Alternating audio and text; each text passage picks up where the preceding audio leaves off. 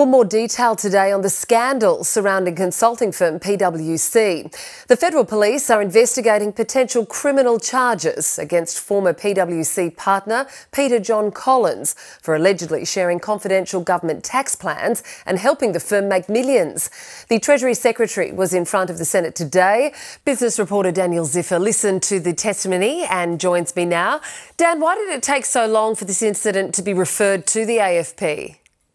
So Treasury blamed secrecy provisions within the ATO for their inability to do much with the information.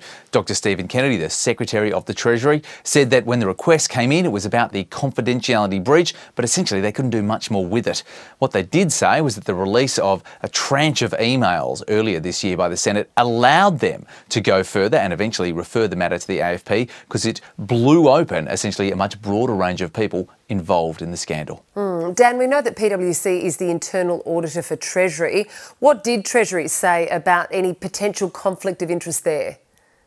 Dr Kennedy assured taxpayers that the arrangement was upstanding and they did not have unfettered access to documents within Treasury.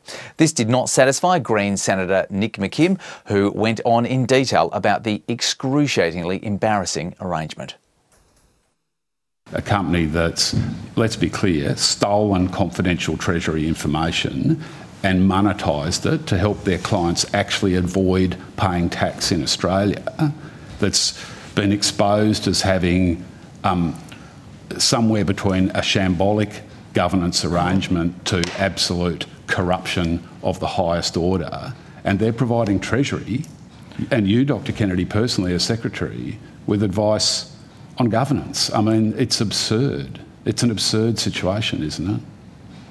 We have sought and received assurance from PwC that no members of our internal audit team were providing services to us were involved in the Tax Practitioners Board matter.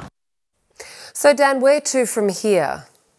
We also heard from the ATO today with boss Chris Jordan talking about the office being unafraid of taking on the big end of town. Tomorrow we hear from the Tax Practitioners Board. We'll get some more detail about that investigation and just why it took so long. But today, Dr Kennedy from the Treasury basically said this is far from the end.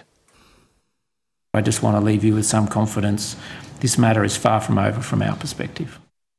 A lot more to play out indeed. Dan Ziffer, thanks so much for joining us. Thanks, Kath.